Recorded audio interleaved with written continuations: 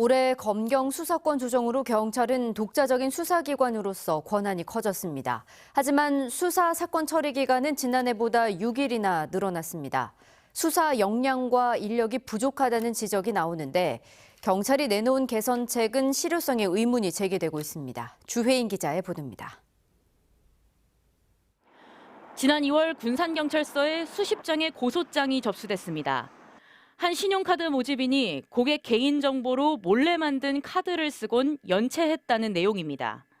우리가 피해를 입은 것만 해도 2건이에요. 카드사별로. 금방 뭐 어떻게 그냥 차업이 들을 것만 같은 그런 불안감에 쌓여있죠. 20여 명이 13억 원대 피해를 봤다고 주장하는데 10달이 다 돼가지만 수사는 여전히 진행 중입니다. 전북도청 간부의 부동산 투기 사건도 수사 7달 만에 결론이 났고 지역 농협의 부실 대출 사건도 지난 9월부터 수사에 들어갔지만 장기화하는 모양새입니다.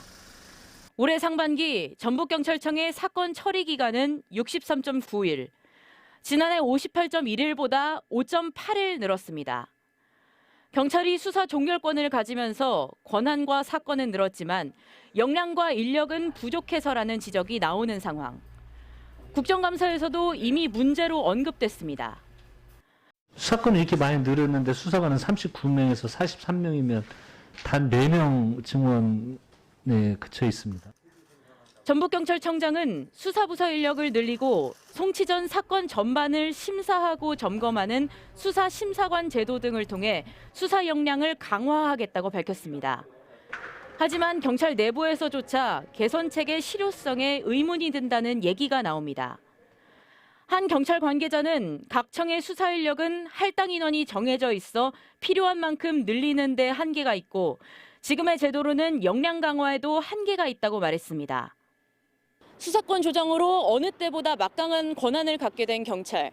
올해를 책임 수사 원년으로 삼겠다는 목표와는 전혀 다른 행보를 보이면서 내년에도 경찰의 수사 역량은 시험대에 오를 것으로 보입니다. JTB 뉴스 주혜인입니다.